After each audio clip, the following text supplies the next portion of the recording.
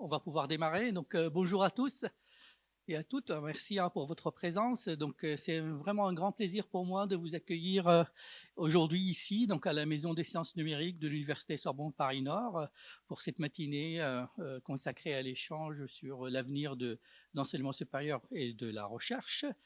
Je tiens d'abord à remercier Nadia et ses équipes Sumo et les robots pour cette belle initiative qui arrive à point nommé. Effectivement, donc on est vraiment dans le sujet exactement. Et puis quand on a échangé ensemble sur cet événement-là, ça nous a paru presque évident d'accueillir cette journée ici, à la Maison des sciences numériques, cette maison qui incarne un peu la vision de l'université de demain qu'on veut, une université ouverte sur son territoire et sur le monde, qui conduit des recherches pluridisciplinaires, qui nourrit des formations et l'innovation indispensable à notre avenir collectif. Donc Sorbonne Paris-Nord, je suppose que vous connaissez tous, hein, c'est un acteur majeur de recherche et de formation dans le nord francilien. On est répartis sur 5 campus, donc Villetaneuse, le campus principal, Bobigny, Saint-Denis, Argenteuil et ici à La Plaine. Donc sur ces campus-là, on a 26 000 étudiants à peu près chaque année et on couvre en fait par nos formations l'ensemble des disciplines, donc en médecine, en santé, en sciences humaines et sociales, en droit, en communication, en gestion. Donc on a quelques représentants ici de nos chercheurs.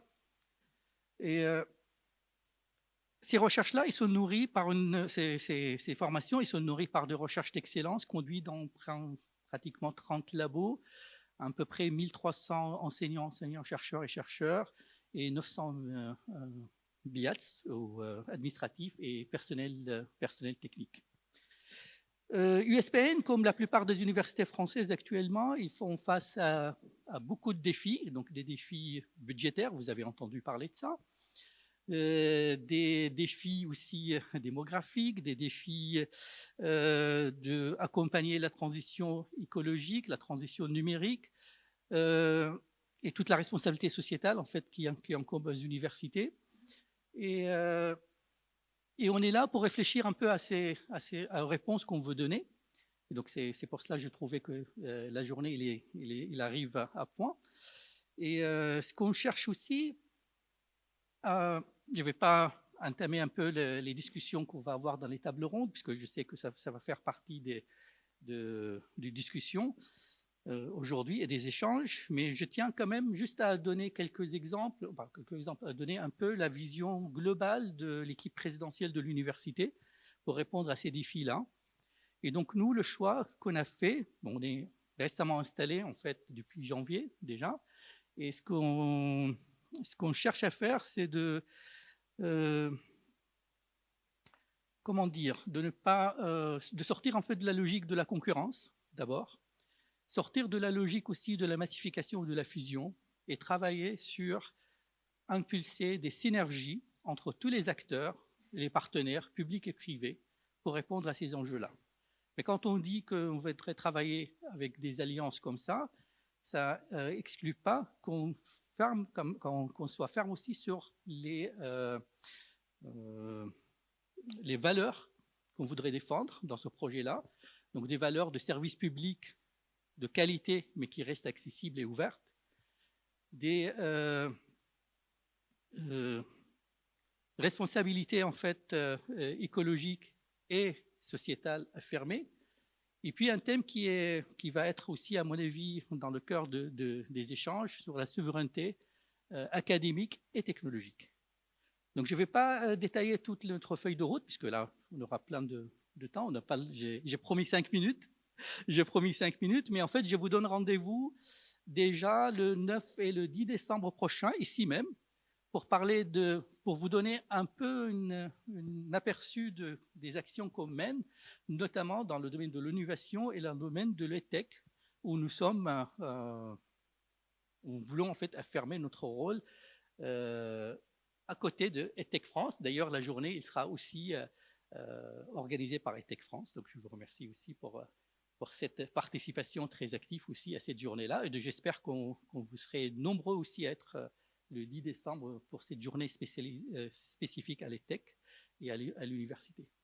Donc, je ne vais pas trop monopoliser la parole. Donc, merci beaucoup encore une fois et bienvenue à la MSN et à l'Université Sorbonne Paris-Nord. Et j'espère que vous allez avoir une journée pleine, une matinée plutôt, une matinée pleine d'échanges, des idées, des inspirations.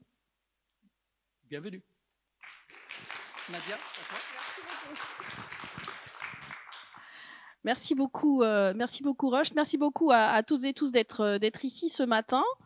En premier lieu, je tiens évidemment à remercier très chaleureusement l'Université Sorbonne Paris-Nord en la personne de son premier vice-président qui nous a fait l'amitié de cette ouverture et aussi la Maison des Sciences Numériques qui est dirigée par mon ami Younes Benani que je connais depuis très longtemps et avec qui nous avons eu déjà beaucoup d'échanges au cours des 15 dernières années et dont je vois qu'il ne cesse d'avancer, de développer des choses très, très nouvelles. Et donc, vous aurez la chance d'écouter une keynote juste après cette brève introduction. Donc, pour ceux qui ne me connaissent pas, parce qu'en fait, il y a quand même des têtes que je ne connais pas dans cette salle, ce qui est une très bonne nouvelle. Donc, moi, je suis Nadia Jacobi, je suis la fondatrice de Simone et les robots. Simone et les robots, c'est un cabinet de conseil spécialisé en segment supérieur recherche et formation professionnelle qui travaille à l'interface des écosystèmes ESRI. Alors, je sais que le ministère ne s'appelle plus ESRI, mais quand même, c'est quand même toujours dans nos champs de préoccupation. Donc, à l'interface des écosystèmes ESRI et EdTech. Cette journée, elle a une petite histoire. Le début de l'histoire, d'ailleurs, je devrais vous montrer quelque chose, et donc je vais piquer le numéro d'Arlène, merci. Cette journée, cette matinée, elle a une petite histoire. C'est la sortie de ce premier numéro de ESR50. ESR50 pour Édition Simone et les robots, la 50e. Ça, c'est si vous avez mis vos lunettes et que vous avez lu le sous-titre. Et évidemment, vous avez aussi compris l'allusion qu'il y a derrière. Ce numéro de ESR50, au départ, c'était une idée un peu folle de se dire on va sortir la 50e de notre newsletter, donc le 50e numéro de notre newsletter mensuel qui s'appelle Des nouvelles de Simone. Et on veut en faire un truc à part, un truc spécial, un hors-série, quelque chose. Et Patrice et Justine de l'équipe qui sont pas dans la salle là pour l'instant parce qu'ils pensent qu'ils gèrent un peu de logistique et qui débordent tout le temps de plein d'idées. Donc on a brainstormé pendant un temps et on s'est dit mais faisons quelque chose de vraiment original. Mettons en avant ce que l'on fait un peu tous les jours, c'est-à-dire réfléchir sur l'avenir de ces écosystèmes dans ce monde mouvementé, bouleversé, que nous vivons tous, que vit notre société, et pas simplement l'enseignement supérieur et la recherche ou la sphère EdTech. Et là, on s'est dit, en fait, qui de mieux pour nous accompagner dans cette réflexion, pour contribuer à cette réflexion collective que quelques personnalités de l'écosystème avec lesquelles nous interagissons assez régulièrement, mais surtout dont nous aimons la façon de réfléchir et les différentes approches et contributions. Donc, on a composé un comité éditorial qui est composé de 5 personnalités de l'écosystème qui ont écrit ces 5 premières tribunes, premiers articles, en face desquels les robots se sont mis à écrire, ou on va dire ont continué d'écrire pour faire des tribunes un peu miroirs. Et puis on s'est dit, mais en fait, notre monde, c'est aussi le monde de la EdTech, je l'ai dit, on est vraiment à l'interface de 2 écosystèmes. Et donc, on s'est dit, en fait, on a dans les nouvelles de Simone des interviews EdTech, on suit l'évolution de cet écosystème de façon assez proche. J'ai la chance d'être depuis un an vice-présidente d'EdTech France aux côtés d'une équipe super, dont d'ailleurs j'ai 2 collègues également élus au board et une formidable représentante en la personne de notre délégué général Oriane Ledroit. Et donc on a invité 5 EdTech que nous considérons comme les EdTech de... j'allais dire d'avant-garde. Je ne sais pas si vous êtes d'avant-garde, mais en tout cas, vous êtes les porte-drapeaux, pour nous, parmi les meilleurs porte-drapeaux de cette filière française. Et on les a interrogés dans la même perspective que ce qu'on avait demandé à nos invités, c'est-à-dire d'adopter une vision prospective, une vision d'avenir, une réflexion à long terme sur l'évolution de notre écosystème. Voilà. Donc c'est comme ça que ce magnifique, enfin magnifique, c'est un peu exagéré, enfin en tout cas c'est pas à moi de le dire, mais moi je l'aime beaucoup, mais je suis un peu de parti pris. En tout cas que ce numéro est sorti. Normalement vous en avez tous un exemplaire. Si vous ne l'avez pas, réclamez-le. On en a des exemplaires pour chacun de vous. C'est sa sortie officielle en print aujourd'hui. Il existe en version web et en version print. Et il est finalement le début, sans doute, d'une réflexion qui va s'installer, ou du partage de cette réflexion prospective, de cette vision prospective qui va s'installer chez Simone et les robots. Je vous en dis pas beaucoup plus, mais vous verrez que c'est le premier. Voilà. Et pourquoi on fait ça? Eh ben, tout simplement parce qu'en fait, c'est la raison d'être en réalité du cabinet.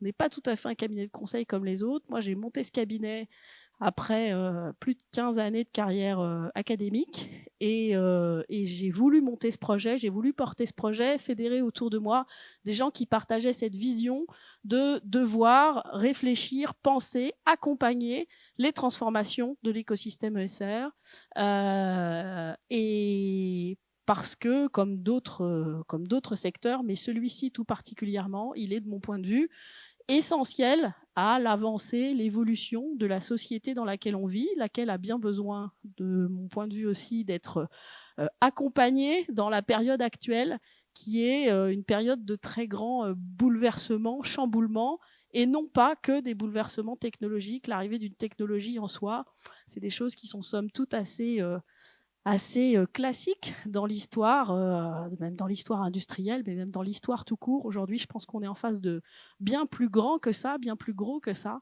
Et il est urgent d'avoir une réflexion prospective sur ce qui attend nos domaines au minimum professionnels pour chacun de nous ici. Voilà, donc je ne suis pas plus longue que ça.